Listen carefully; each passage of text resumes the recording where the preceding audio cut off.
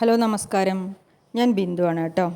ഞാൻ ഇന്ന് വന്നിരിക്കുന്നത് വാഴപ്പിണ്ടി കൊണ്ട് ഉണ്ടാക്കാൻ പറ്റുന്ന നല്ല ഒരു ടേസ്റ്റി ആയിട്ടുള്ള തോരൻ്റെ റെസിപ്പി ആയിട്ടാണ്. വാഴപ്പിണ്ടിയും പരിപ്പും ചേർത്തിട്ടാണ് ഈ തോരൻ ഉണ്ടാക്കുന്നത്. ശരീരത്തിന് ഡീടോക്സിഫിക്കേഷൻ ചെയ്യുന്ന വാഴപ്പിണ്ടി ശരീരത്തിന് തണുപ്പ് പ്രദാനം ചെയ്യുന്നുണ്ട്. അതുകൊണ്ട് തന്നെ ഈ ചൂട് കാലത്ത് വാഴപ്പിണ്ടി കൊണ്ടുള്ള വിഭവങ്ങൾ കഴിക്കുന്നത് വളരെ നല്ലതാണ്. ഈ റെസിപ്പി നിങ്ങൾക്ക് ഇഷ്ടമായാൽ ലൈക്ക് ചെയ്യാനും ഷെയർ ചെയ്യാനും കമൻറ്റ് ചെയ്യാനും മറക്കല്ലേ. പിന്നെ എൻ്റെ ചാനൽ സബ്സ്ക്രൈബ് ചെയ്യാതെ കാണുന്ന കൂട്ടുകാരുണ്ടെങ്കിൽ പ്ലീസ് ഒന്ന് സബ്സ്ക്രൈബ് ചെയ്യണേ. ബെൽ ബട്ടൺ പ്രസ് ചെയ്ത് ഓൾ എന്ന ഓപ്ഷൻ കൊടുക്കാനും മറക്കരുത് കേട്ടോ. അപ്പോൾ റെസിപ്പിയിലേക്ക് കിടക്കാം. ഇതിനു വേണ്ടി ഞാൻ 2 ചെറിയ കഷ്ണം വാഴപ്പിണ്ടിയാണ് എടുത്തിരിക്കുന്നത്. ഇത് ചെറുതായി നുറുക്കിയെടുക്കണം. അതിനു മുമ്പ് ഞാൻ കുറച്ച് പരിപ്പ് എടുത്തിട്ടുണ്ട്. 2 പിടി പരിപ്പാണ് ഞാൻ എടുത്തിരിക്കുന്നത്. ഇത് നന്നായി കഴുകിയെടുത്ത് കുക്കറിലേക്ക് ഇട്ട് കൊടുക്കാം. ഇതിലേക്ക് കുറച്ച് ചുവന്നുള്ളി നീളത്തിലരിഞ്ഞത്, 2 പച്ചമുളക് നീളത്തിലരിഞ്ഞത്. കാന്താരി മുളക് ഉണ്ടെങ്കിൽ അതാണ് നല്ലത്. എൻ്റെ കയ്യിൽ കാന്താരി ഇല്ലാത്തതുകൊണ്ട് ഞാൻ നാടൻ പച്ചമുളകാണ് അരിഞ്ഞിടുന്നത് കേട്ടോ. പരിപ്പ് വേവാൻ ആവശ്യമായ വെള്ളം, 2 പിടി പരിപ്പിന് ഞാൻ 1 കപ്പ് വെള്ളമാണ് ഒഴിച്ചു കൊടുക്കുന്നത്. കാരണം പരിപ്പ് വേവുന്നതോടുകൂടി വെള്ളം വറ്റി കിട്ടണം. ഇനി ഇതിലേക്ക് കുറച്ച് മഞ്ഞൾപ്പൊടി, ആവശ്യത്തിന് ഉപ്പ്. ഇനി കുക്കർ അടച്ച് ഒരു വിസിലിൽ കുക്കർ ഓഫ് ചെയ്യണം.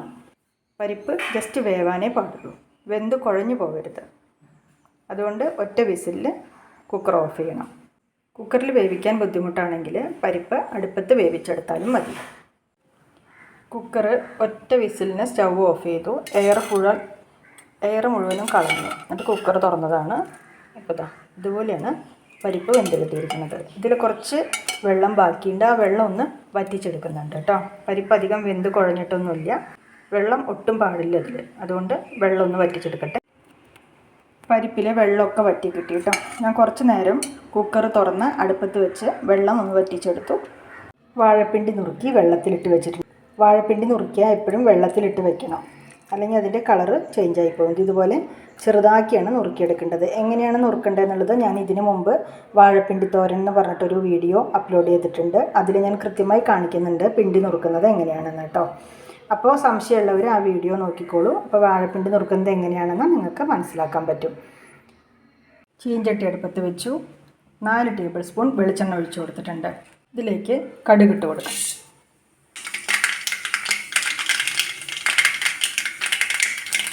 കടുക് പൊട്ടി. ഇനി ഇതിലേക്ക് കുറച്ച് അരി ഇട്ട് കൊടുക്കാം. അരിയെല്ലാം പൊട്ടി വന്നു. ഇനി ഇതിലേക്ക് ഉണക്കമുളകും കറിവേപ്പിലയും.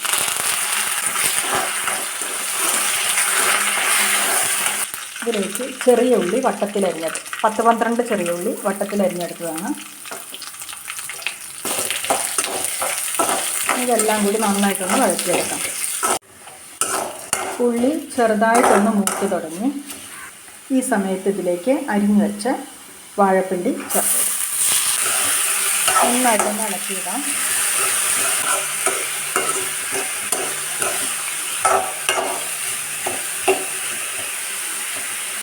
ഇതിലേക്ക് കുറച്ച് മഞ്ഞൾപ്പൊടി ഇട്ട് കൊടുക്കാം. നന്നായിട്ടൊന്ന് ഇളക്കാം.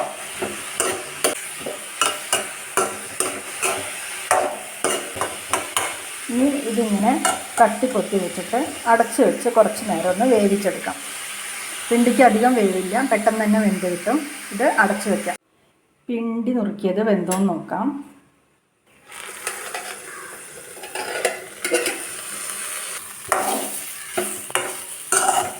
പിണ്ടി വെന്തിട്ടുണ്ട്. ഇത് പെട്ടെന്ന് വേവും. ഇതിൻ്റെ ഇടയിൽ 1-2 തവണ ഞാനിത് തുറന്ന് ഇളക്കി ഇട്ടിരുന്നു കേട്ടോ.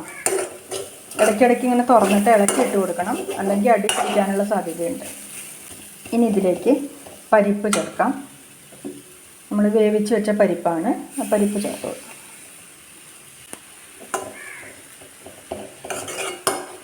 പരിപ്പ് ചേർത്തിട്ട് ഇതിങ്ങനെ മൂടി വയ്ക്കാം. ഇതിങ്ങനെ മൂടിയിട്ട് ഒന്നും കൂടി ഒന്ന് അടച്ച് വെച്ച് ആവി കയറ്റാം. തുറന്ന് നോക്കാം. ഇത് 1 മിനിറ്റ് ഒന്ന് ആവി കയറ്റിയാൽ മതി. കാരണം പരിപ്പും പിണ്ടിയും എല്ലാം വെന്ത് കഴിഞ്ഞതാണ്. എല്ലാം കൂടി ഒന്ന് 1 മിനിറ്റ് ആവി കയറ്റിയേ വേണ്ടൂ. ഇനി ഇതിലേക്ക് കുറച്ച് നാളികേരം, ഏകദേശം 1 മുറി നാളികേരം ഞാൻ ചിരകിയെടുത്തിട്ടുണ്ട് കേട്ടോ. അത് ഇതിലേക്ക് ഇട്ട് കൊടുക്കണം. ചെറിയ ഒരു നാളികേരത്തിൻ്റെ 1 മുറിയാണ് ചിരകിയെടുത്തത്. നാളികേരം ചേർത്ത് കൊടുത്തിട്ട് നന്നായിട്ട് ഇളക്കിയിടാം. ഇനി ഇത് ഒന്നും കൂടി ഒന്ന് തട്ടിപ്പൊത്തി വെച്ചിട്ട് 1 മിനിറ്റും കൂടി ഒന്ന് ആവി കയറ്റിയെടുക്കണം. ഇതൊന്ന് തുറന്ന് നോക്കാം.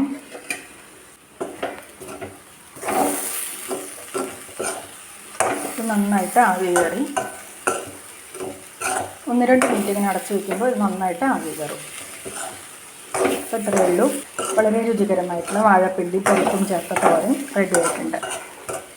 ഇതുപോലെ വാഴപ്പിണ്ടി കൊണ്ട് തോരൻ ഉണ്ടാക്കിയിട്ടില്ലെങ്കിൽ നിങ്ങളൊന്ന് ഉണ്ടാക്കി നോക്കൂ കേട്ടോ. നല്ല ടേസ്റ്റുള്ള ഹെൽത്തി ആയിട്ടുള്ള തോരനാണ്. ഇനി ഇത് സ്റ്റവ് ഓഫ് ചെയ്തതിന് ശേഷം ഇത് അടച്ച് വയ്ക്കാം. അരമണിക്കൂറിന് ശേഷം ഇത് സെർവ് ചെയ്യാം. അപ്പോൾ ഈ വീഡിയോ നിങ്ങൾക്ക് ഇഷ്ടമായി എന്ന് ഞാൻ വിചാരിക്കുന്നു. അടുത്ത വീഡിയോയിൽ കാണുന്നത് വരെ എല്ലാവർക്കും നന്ദി, നമസ്കാരം.